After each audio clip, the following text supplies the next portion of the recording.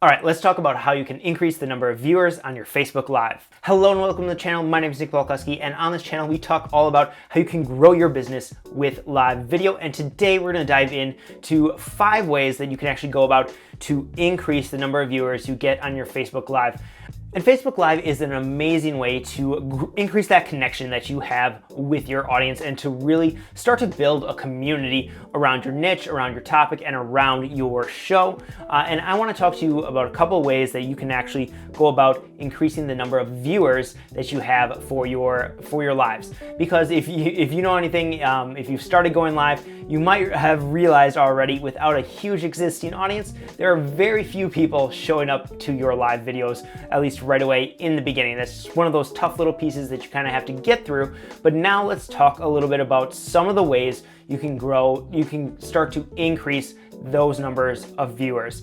And the first one is going to be what I believe to be one of the kind of foundational elements of that, and that is to schedule your Facebook Lives. You want to actually schedule them ahead of time. If you have never done this before and you're unsure how to do it, I have an entire video that dives into how to actually go about that, and you can find that video right there. It'll walk you through every step of the process in order to schedule your Facebook Lives, but I believe that's going to be, for a lot of the strategies we're talking about, that's going to be kind of that core piece. And Facebook gives you the chance to schedule your live streams 7 days ahead of time, which leads very nicely into this next tip, which is to actually go ahead and be sure to build that habit with your audience. So what do I mean by that? That means that you're going ahead and you're trying to build a habit with your audience where they're going to show up at the same time, same place, every single week. So I highly recommend people do a weekly live stream, ideally at the exact same time every single day. So say your day is Fridays at 10 a.m. Well, every single week, show up live Fridays at 10 a.m. The nice thing about that is what happens is you can start to then kind of plan that out, is say after you finish your live stream, after that wraps, you can go ahead and schedule your next one right away. You can even put a call to action. This is a little bonus tip. You can put a call to action at the end of your live stream. So if people are on live, you won't necessarily have that stream up and running just yet. But if they're on live, but if they're like most people, they're gonna be watching the replay. So as soon as they see that in your replay, they know to jump over and hit a get reminder for your next week's stream. That's a great way to kind of build that momentum, get people showing up again and again and again. So if they watch the replay in the 1 week, they can actually go ahead and make sure they make it to the live session the next week. It's a great way to build that momentum and start to increase your viewership. So there's a big reason why I say that scheduling your live stream is kind of that foundational element of increasing your viewership. And that's because, one, it helps lead to that habit of consistently getting people back, helping them remember, especially in the beginning, if they're not used to showing up at the same time, same day, every single week. It starts to promote that. But also, what's going to allow you to do is when you schedule your live streams, you're going to get a specific URL. That URL is then going to be able to be used to promote your live stream on all the other channels. And that is that third tip right there, is to go and promote your live stream everywhere. So this could be, sending out another, maybe if you're going live on your Facebook page, this could be sending out a reminder, a promotion to your Facebook profile. It could be sending out something in Instagram and having that link in the bio.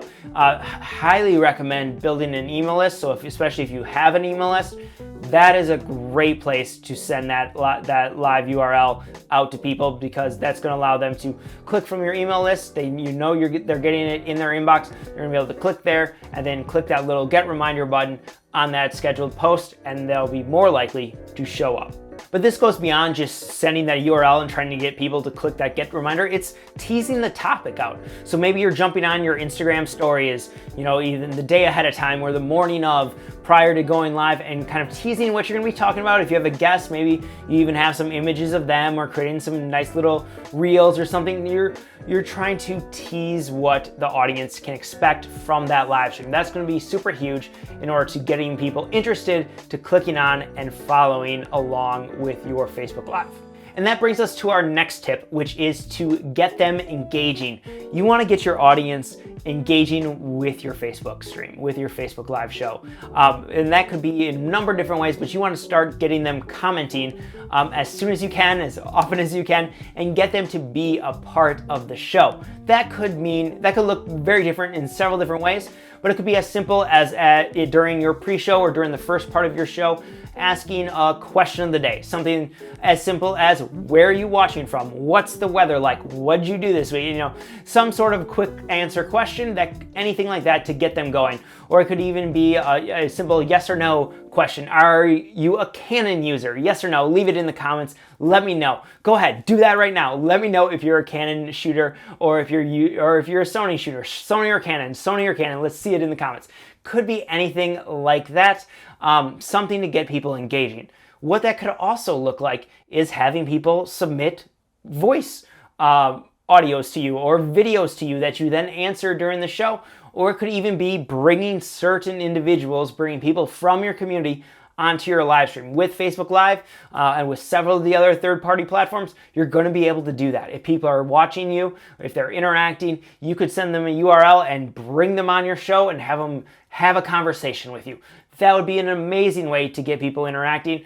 And it could also be as simple as asking them for advice. Like, what topics do you want to hear? Or what would you do if you're what do you recommend? This thumbnail or that thumbnail? Things like that. Really what you're trying to get to happen is to have those conversations back and forth with your audience. And again, if you don't have people joining you live, this could be as simple.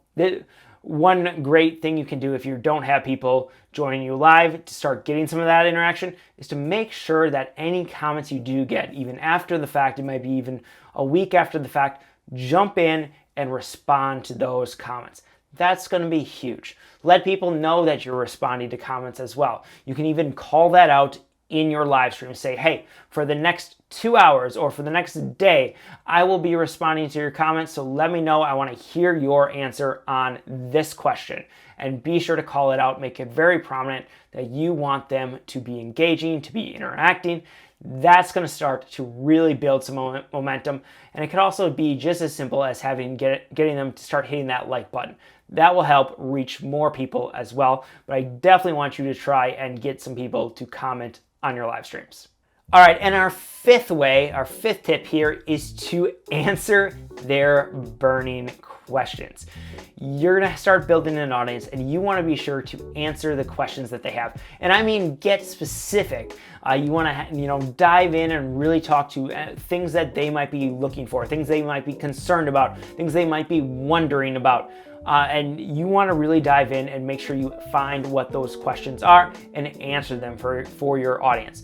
Now, there's a few different ways you can go out about and find those questions. The easy ones, the simple ones, are the comments that you're getting in your lives or during your or during the replay videos. If you're getting comments on your videos about specific questions, and these can be after the fact, what I want you to do is not necessarily dive into it in that video if you're getting some different comments, but to go ahead and you can quickly respond to it in in the comments. That's a great way to get a little bit more engagement. Or respond to it directly in your live stream if you're doing a Q&A kind of section. But what I want you to do then is, if you're getting that comment from especially one in the beginning, but if especially a couple people, if you're starting to get a little bit more viewership, then go ahead, break off and build your next live stream or a future live stream around that specific question. You get what I'm saying here? Is you're picking your topic ideas for your live streams from the questions that people are asking. That should be how you're determining what your live stream is about. I don't really want you to do just a Q&A live stream. Those don't work very well generally unless you have a really big audience, and even there, I think they can be better for most people. You can have that as a part of it if you're getting a decent audience and a lot of questions. You can have that as a tiny piece at the end, but build that live stream around a specific question that people have. That's what's going to get people to click that get reminder button. That's what's going to help you when you're promoting your live stream, is when you are answering questions for people with the topic of your live stream. So dive in, use the and we're jumping back to a few ways you can find some more of those comments. It's comments on your videos, it's comments on videos of other influential people in your niche. So if there's another bigger person out there, say they're on YouTube, say they're on Facebook, whatever, and they're getting a lot of these questions in their comments, you can grab that, use it as a topic for your next live stream or for a future live stream.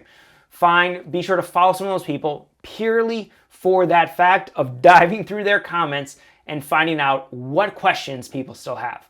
That's going to be huge for you in order to answer the questions of people and draw more of that community, people who are interested in that niche, to you and your live streams.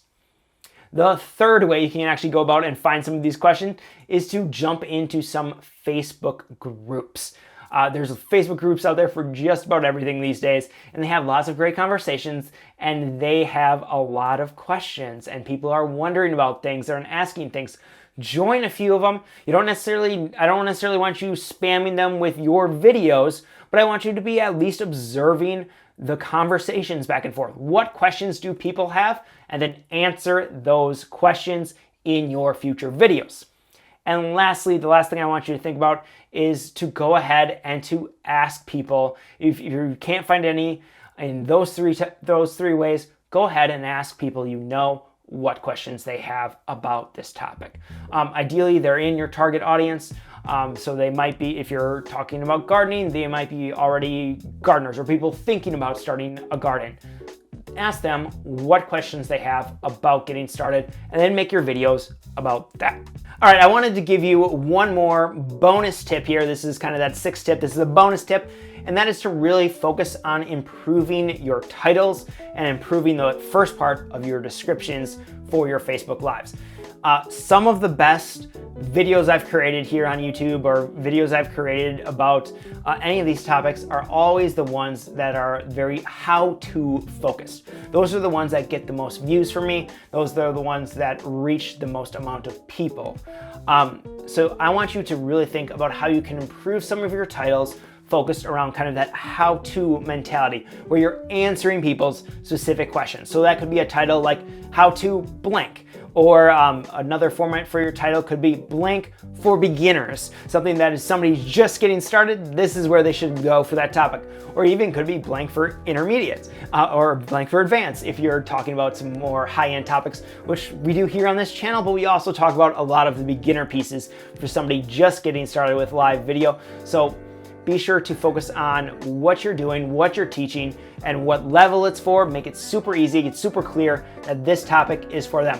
One more great little headline that I really like is a step-by-step to blank or blank step-by-step guide. Something like that that's gonna really walk people through how to actually go about and do whatever that topic is. So Facebook Live, step-by-step. Something like that, that's gonna help walk people through, know that this is the place they can go where they're gonna get full from the beginning to the end of how to actually do this one thing that they want the answer to. So there you go, that's how you can actually go about improving the amount of viewers you have on your Facebook Live. If you haven't started a Facebook Live yet, be sure to check out this video right here. It's gonna be a full tutorial on how to actually go live on Facebook, and I will see you in the next one.